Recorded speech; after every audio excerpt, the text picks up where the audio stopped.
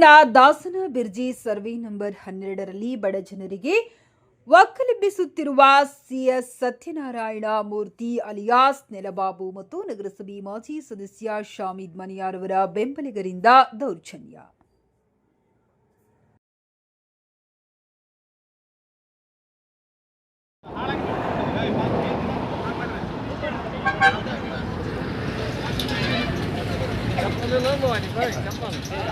ನೋಡ್ರಿ ಅವನ್ನೆಲ್ಲ ಕೆದರ್ ದಬ್ಬಿದ್ದು ನೋಡ್ರಿ ಗಿಡ ನೋಡ್ರಿ ಗಿಡ ಹೈಲೈಟ್ ಮಾಡ್ರಿ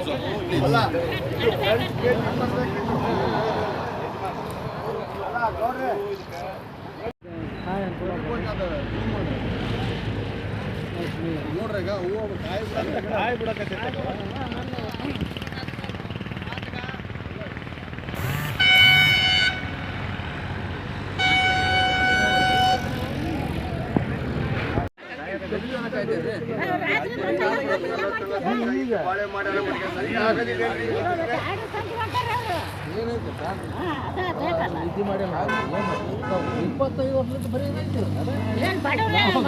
ನಾವು 40 ವರ್ಷದಿಂದ ಕಬ್ಜಾ ಇದ್ದೇವೆ. ನಿಮ್ಮ ಹೆಸರು?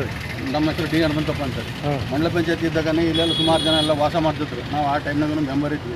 ಇದ್ದ ಟೈಮ್ನಾಗ ಎಲ್ಲ ರೀ ನಮ್ಗೆ ಏನು ರೀ ಕಾಗದಿಲ್ಲ ಪತ್ರ ಇಲ್ಲ ಏನಂದ್ರೆ ಅಂದಾಗ ಅದು ಹಿರೇಕುರುಬರು ಬೆಣಕಲ್ ಹಿರೇಕುರುಬರು ಭೂಮಿ ರೀ ಎಲ್ಲ ಮೊದಲಕ್ಕೆ ಹಿರೇಕಾಲಕ್ಕೆಲ್ಲ ಭೂಮಿ ಹೋಯ್ತು.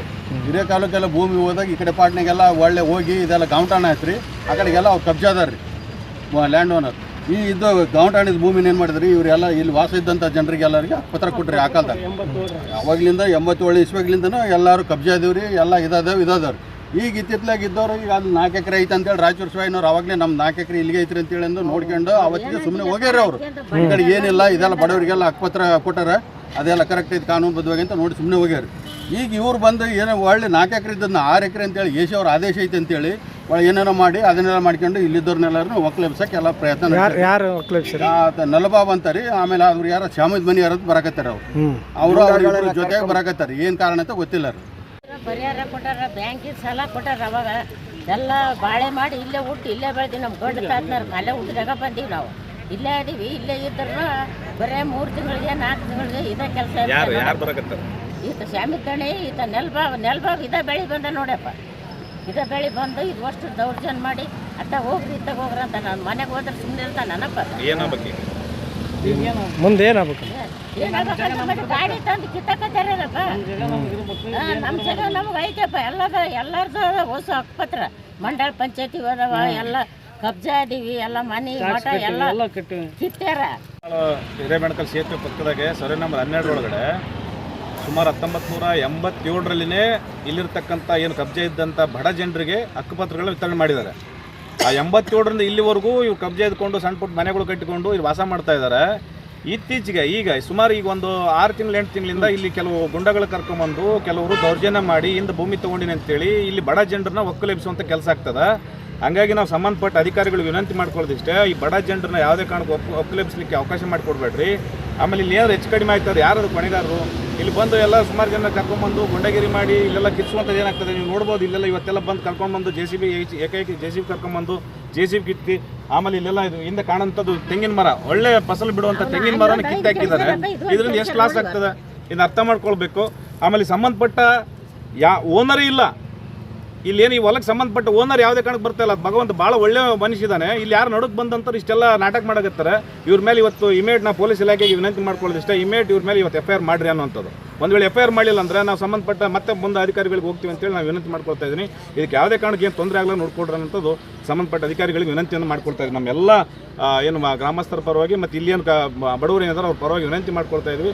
ಏನು ಅಹಿತಕರ ಘಟನೆ ಆಗಲಾರ ನೋಡ್ಕೊಡ್ರಿ ಅನ್ನೋಂಥ ನಮ್ಮ ಅಭಿಪ್ರಾಯ.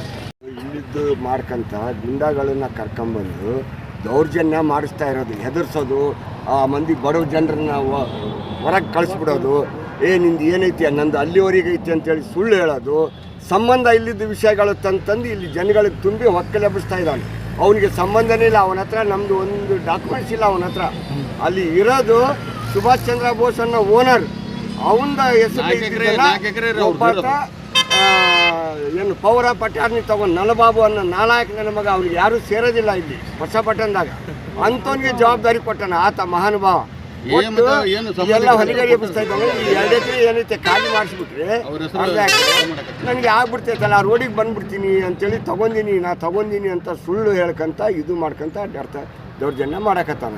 ಮಿಕ್ಕಿ ಹೋಗ್ಬಿಟ್ಟೈತಿ ಈ ದೌರ್ಜನ್ಯ ನೋಡಿ ವಿಷ ಬಿಡ್ತು ಅಂತೇಳಿ ಇದು ಇವತ್ತಿದ್ರು ಬಂದು ಹಿಂಗೆ ಮಾಡ್ಯಾರ ನೋಡ್ರಿ. ಎಲ್ಲಾರು ಇಲ್ಲಿ ಮನೆಗಳು ಇದ್ದಂಥವ್ರು ಎಲ್ಲಾರು ಏನಂತಾರ ಅವನ ಹೆಸರಲ್ಲೇ ವಿಷ ಕುಡಿದು ಬರೆದಿಟ್ಟು ಸಾಯ್ತೀವಿ ಅನ್ನಕತ್ತಾರ. ಈಗ ಅದಕ್ಕೆ ಏನು ಪರಿಹಾರ ಆಗಬೇಕು, ಅದು ಅವ್ನು ಬರಬಾರ್ದು. ಇಲ್ಲಿ ಬಂದರೆ ಮತ್ತೆ ವಿಷಯನೇ ಎಲ್ಲರೂ ಕುಡಿಯೋದಿಲ್ಲ, ಯಾರೂ ಬದುಕಿರೋದಿಲ್ಲ. ಆ ರೀತಿ ಆಗ್ಬಿಡ್ತೀವಿ. ಸರ್ಕಾರನೇ ಇದು ಗಾಂವ್ ಠಾಣ ಅಂತೇಳಿ ಎಲ್ಲರಿಗೂ ಹಕ್ಕುಪತ್ರ ಕೊಟ್ಟಿದ್ದು.